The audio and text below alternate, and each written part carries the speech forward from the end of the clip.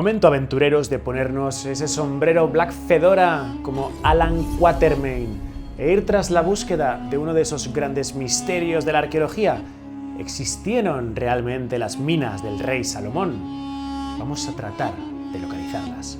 Comenzamos.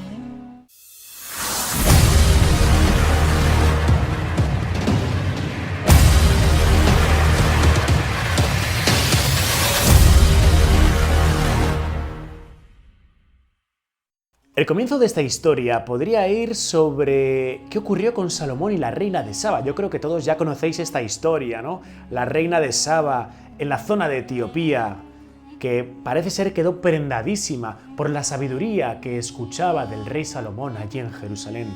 Hizo un viaje y allí se conocieron bíblicamente. Y de esa unión surgió un vástago, Menelik, creando por tanto esa unión entre la dinastía de Saba y el rey Salomón.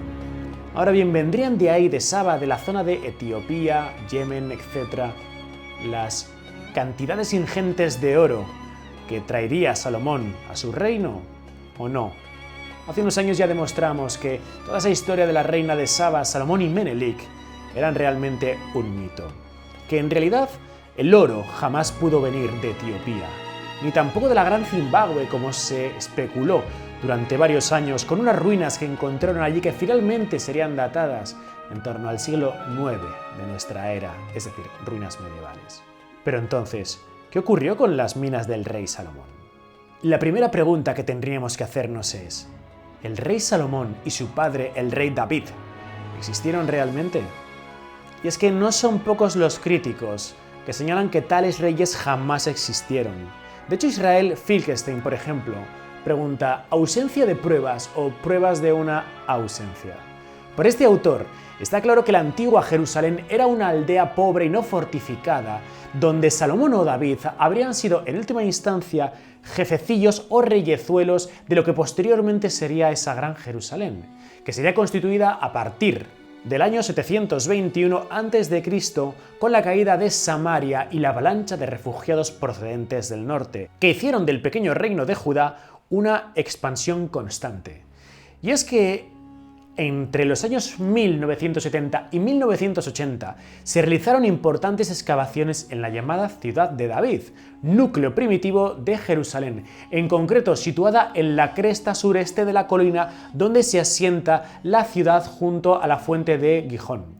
De hecho, investigaciones realizadas por parte de universidades hebreas determinaron que los hallazgos arqueológicos en la ciudad de David proporcionaban suficientes pruebas para demostrar que la ocupación y la fortificación de la ciudad de David fue intensa en el siglo X, pero que no hubo ningún tipo de muralla ni de grandes construcciones que determinasen que eso era una ciudad importante o un reino. Claro, basta con que la Biblia a grandes rasgos señale de pasada la existencia de algo para que aparezcan cazatesoros en la tratativa de encontrarlo.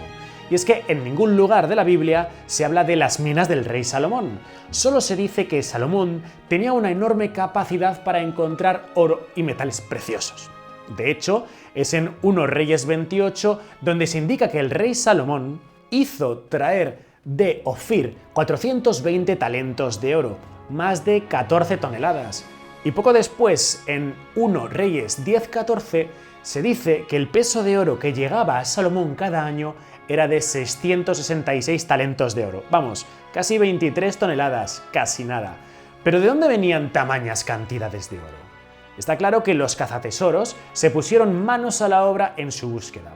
Y fue en 1933 cuando el aventurero alemán Fritz Frank examinó el valle de Araba, justo en la frontera natural entre Israel y Jordania, y que se extiende entre el extremo sur del Mar Muerto hasta el Golfo de Aqaba. Pues bien, allí encontró un pequeño hotel, un puerto, denominado Tel el Kelfei, que identificó como el lugar donde el rey Salomón construyó una flota para viajar a Ofir para conseguir así el oro de sus minas. En 1937, el arqueólogo americano Nelson Gluck dirigió varias excavaciones por la zona y 2 años después anunció que había descubierto las minas del rey Salomón y a las claras anunció que por todo Wadi Araba hay depósitos de cobre y hierro que fueron explotando poco a poco durante la época del rey Salomón. Pero ¿quién es este arqueólogo? ¿Quién es Nelson Glueck? La historia de este hombre mezcla casi la de Indiana Jones y la de Ethan Hunt de Misión Imposible. Arqueólogo, espía de la Oficina de Servicios Estratégicos, la que después sería la precursora de la CIA, realizó misiones secretas en la batalla de El Alamein en 1942, respecto del dominio de los grandes yacimientos petrolíferos. Se estaban batiendo, por tanto, los americanos contra los alemanes por el petróleo. El caso es que este arqueólogo llegó al Cairo con la tapadera de realizar, obviamente, una exploración arqueológica, con nombre falso, Bill, con un disfraz de soldado árabe para pasar desapercibido y supuestamente montado a caballo. Si los planes fallaban, la alternativa consistiría en crear una guerrilla con árabes para luchar contra la Alemania nazi, un plan sin fisuras. De hecho, Glueck acusó a Fritz Frank, antes mencionado, de trabajar para los nazis como espía. Eso sí, al final los americanos vencieron y nada de esto fue necesario.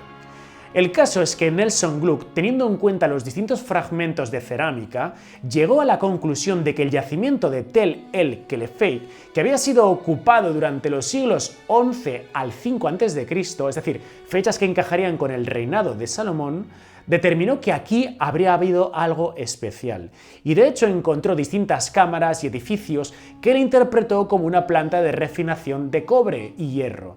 Estaba claro. Para Glueck, solo alguien de la sabiduría y el poder del rey Salomón pudo haber construido un puerto semejante con la tecnología suficiente para refinar cobre y hierro. Y después de esto, un manto de silencio de más de 60 años.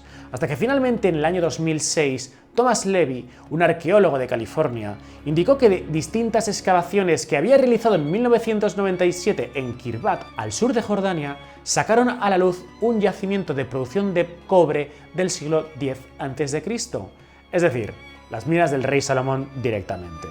No obstante, ¿podemos asegurar que alguno de estos lugares fueron las minas del rey Salomón? En realidad, absolutamente para nada. Y es que a lo mejor no hubo minas, a lo mejor directamente el rey Salomón comerciaba muy bien con el oro y eso hacía que le lloviesen cantidades ingentes de oro.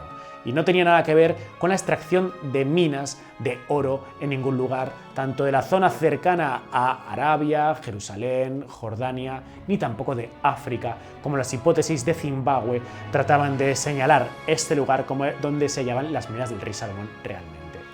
Sea o no cierta esta historia, a mí me apetece un montón ponerme la mítica peli de las minas del rey Salomón y ver un poquito esas aventuras de Allen Quatermain. ¿Te animas?